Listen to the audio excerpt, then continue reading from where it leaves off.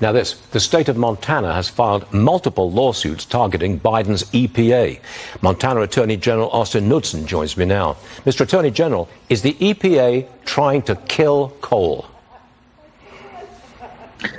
Good morning, Stuart. Yeah, short answer is yes, absolutely. We've seen this since day one. The Biden administration is trying to drive up the price of electricity, drive up the price of energy, gasoline, in the hopes that it's going to drive people to this panacea of electric vehicles and electric living.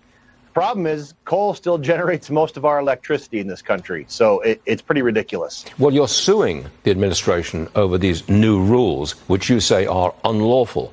What is unlawful about the new rules designed to kill coal? Well, what's unlawful about them is the fact that they're just vastly overreaching. West Virginia versus EPA lawsuit from a couple of years ago, the Supreme Court made it very clear and specifically warned the EPA against this very action. They said that these agencies cannot make these sweeping rule changes.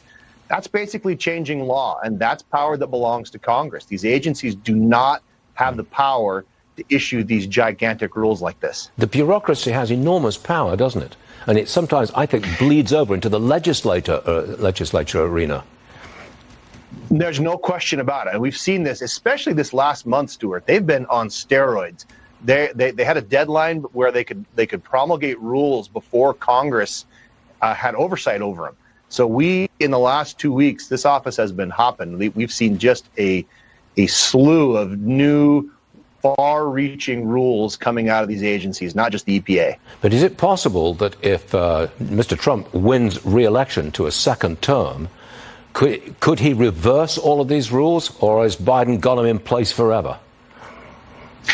Actually, I think President Trump is in a great position to back a lot of these rules out, because unlike what Trump did when he was president, he went through proper rulemaking, notice, comment. He followed the process. And made his rules much more unassailable. The Biden administration has not done that. They've been in such a hurry to shotgun blast these rules out. They've skipped a lot of the notice and comment requirements, and they've really left these rules vulnerable to legal challenge and I think to presidential repeal. But this the legal case that you're waging will last a long time, won't it? Very likely.